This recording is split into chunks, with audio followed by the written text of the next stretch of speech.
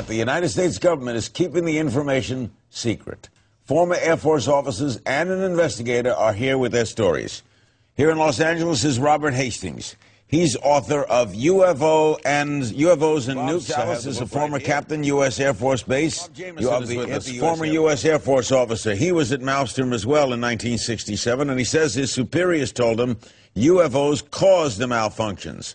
And in Peoria, Illinois, is Dr. Bob Jacobs, former First Lieutenant, U.S. Air Force, former U.S. Air Force photographic instrumentation officer. A UFO showed up on film that he shot in 1964 at Vandenberg Air Force Base, and that was later confiscated by CIA. Hastings, how did you get, what's your explanation for UFOs at nuclear weapon sites? I can simply say after 35 years of research that these incidents have taken place. There are hundreds of declassified documents which indicate that UFOs have demonstrated a distinct and ongoing interest in our nuclear weapon sites. I've also interviewed nearly 100 gentlemen who were involved in these incidents at various Air Force bases. This is very widespread.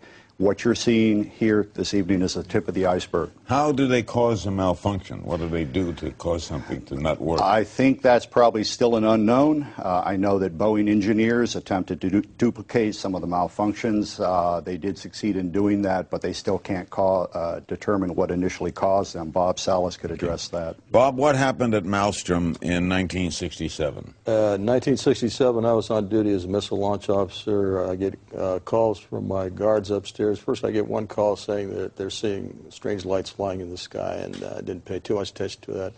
About 5 minutes later, the main security guard, the flight security controller, calls down, says he's looking at a glowing red object, very large, hovering over the front gate.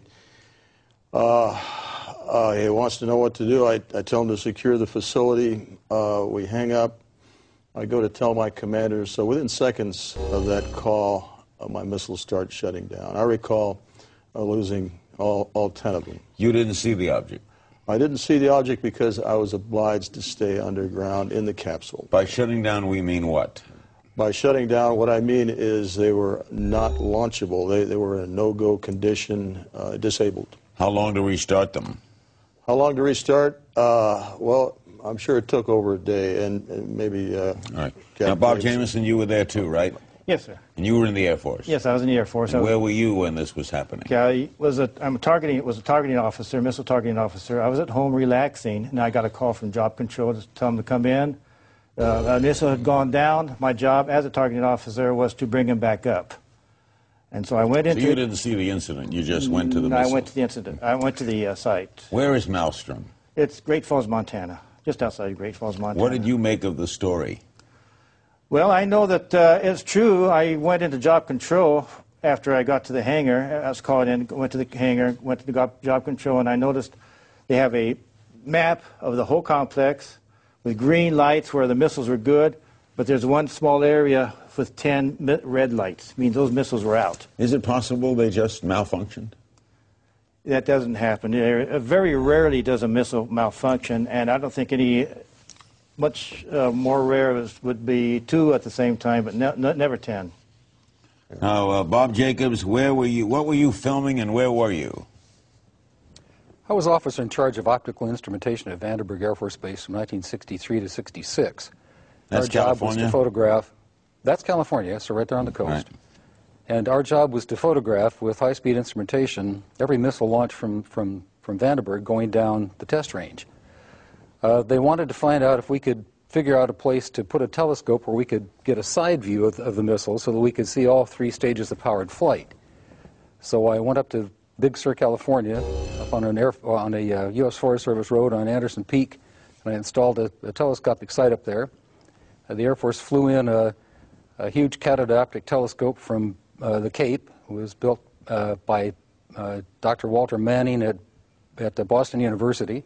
They put the telescope up there, and with that thing, which had a focal length of 2,500 inches, we photographed an Atlas missile raising up out of the fog cover and flying downrange. We got all 3 stages of powered flight, and as the dummy warhead and the package flew on down range, we were all celebrating the fact that we had seen the thing and accomplished the mission.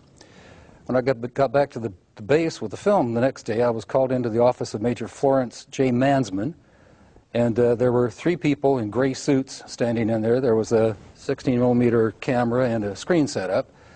Major Mansman said, "Lieutenant, sit down and watch this." And he turned down the lights, turned on the camera, on the projector, and the film came on. And I recognized it as the film that we'd shot at Big Sur the previous day. Toward the end of the flight, I was looking at Major Mansman saying, "Pretty good stuff, huh, sir?" And suddenly he said, "Just watch this."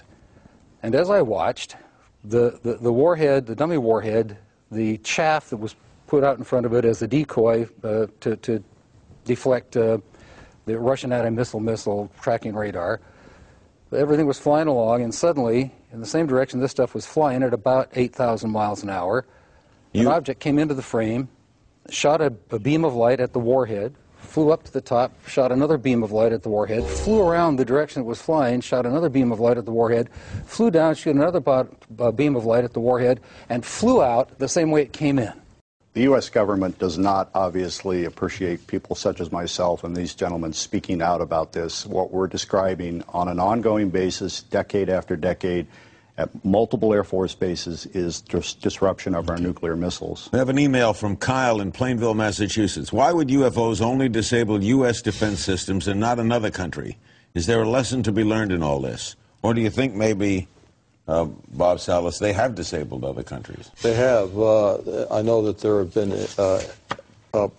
events in the Soviet Union where they have interfered there.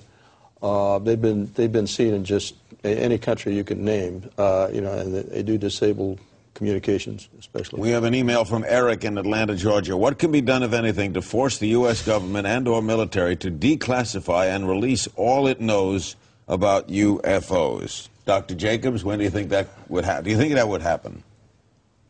It would take a revolution in public opinion.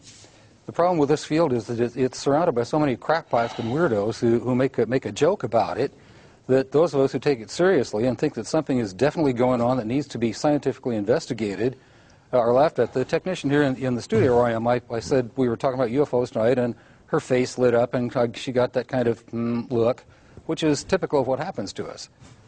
I think that we need a real scientific committee to be put together to look into these things. I think Robert can talk to this too. Absolutely. Bob Salas, you agree? Yeah, I would like to make a comment real quick. The Air Force has perpetrated a fraud, especially in our case. They claim in their statement about UFOs that no UFO incident has ever affected national security, and we lost 20 missiles during the Cold War. They also stonewalled the Condon Committee at that time. The Condon Committee had heard about our incident and were told to go away. They said they were told that no UFOs were involved. And then the Air Force turns around and uses the Condon Committee as a reason not to further investigate UFOs. Robert Hastings, in doing all these shows, what confounds me is, if all this is true, what are they afraid of? What's the government afraid of? Victor Marchetti is a former high-level CIA official. He wrote the book CIA and the Cult of Intelligence in 1975, bestseller. CIA tried to prohibit that being printed. Victor Marchetti in 1979 wrote an article regarding what the CIA thought about UFOs. He alluded to rumors at the agency of crashed UFOs and the recovery of bodies of aliens. More to the point, Victor Marchetti said that, in his view as an intelligence analyst, he thinks that the power structures, the elite, the status quo people in every country on earth who are in on the secret are really trying to maintain their own power and status and don't want to rock the boat. Email from Christian, Brighton, Colorado. When is the Air Force going to stop lying to the people and finally tell them the truth about alien visitation? The American people are paying their salaries, and they are supposed to defend and respect the Constitution of the United States of America. Bob Jameson, do you think we'll ever see it? Do you think we'll ever see an Air Force official, Secretary of the Air Force, come on and say, here's the story? Perhaps through more programs such as this, we can get the public tuned to the fact that there are UFOs. They're not going to hurt you, I don't think. They haven't hurt anybody that I know of. And I think that perhaps through more programs such as yours and such as these people are bringing out. And a government investigation. And an open investigation. There's never been one, right? Right. Not really, no. I mean, in 1968 was the last congressional hearing on UFOs, 1968.